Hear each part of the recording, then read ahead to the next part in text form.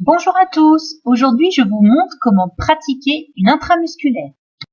Donc aujourd'hui j'ai la chance d'avoir un adaptable, donc on pratique d'abord une désinfection de surface avec du Surfagnos ou un désinfectant type.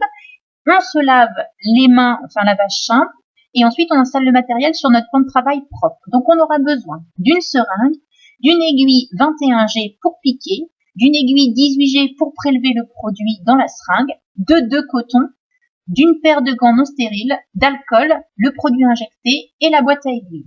Donc moi je vais vous faire le soin avec du sérum physiologique, ça s'injecte pas en IM mais j'avais que ça malheureusement. Donc quel que soit le médicament, vous surveillez la date de péremption. Vous ouvrez l'emballage de la seringue en la laissant dans la partie plastique transparente. Vous ouvrez ensuite l'aiguille 18G, vous retirez l'emballage et vous l'adaptez au bout de votre seringue.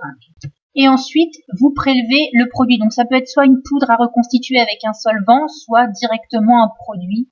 Donc, vous faites attention en le prélevant à ne pas toucher le piston avec vos doigts, bien entendu.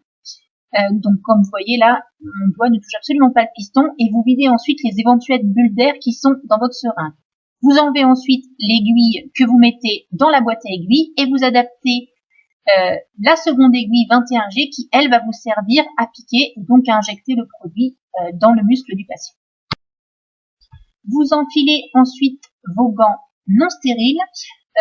Vous avez 2 petits cotons qui sont prévus depuis le début du soin. Vous en imbibez un d'alcool et vous en gardez un sec qu'on utilisera après que l'injection ait été faite. Donc voilà, pareil, vous surveillez la date de péremption de l'alcool avant de l'utiliser, bien entendu. Donc là, la préparation est terminée, il ne reste plus qu'à piquer le patient.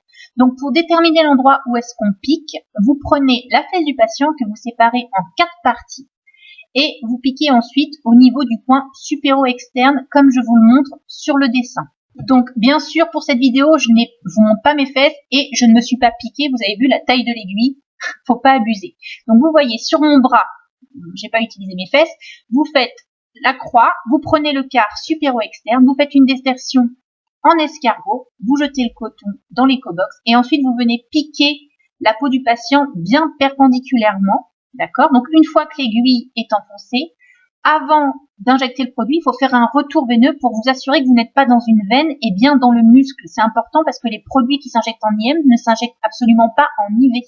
Vous allez voir ensuite, je vous montre comment je fais de profil, vous allez mieux vous en rendre compte. Donc là, l'aiguille est enfoncée, et vous voyez avec mon pouce, je tire en arrière pour m'assurer qu'il n'y ait pas de sang qui revienne avant d'injecter mon produit. Alors faites attention, vous voyez vraiment avec le patient, il y a des produits qui brûlent, il y a des produits qui sont excessivement douloureux à injecter, donc il faut vraiment vous adapter à sa douleur pour injecter, enfin pour déterminer la vitesse à laquelle vous injectez votre produit.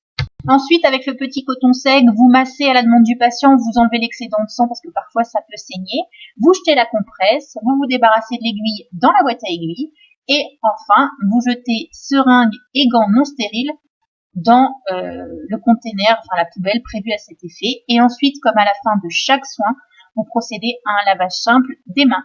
Et voilà, vous maîtrisez l'intramusculaire. À très vite pour de nouveaux soins. Bye bye!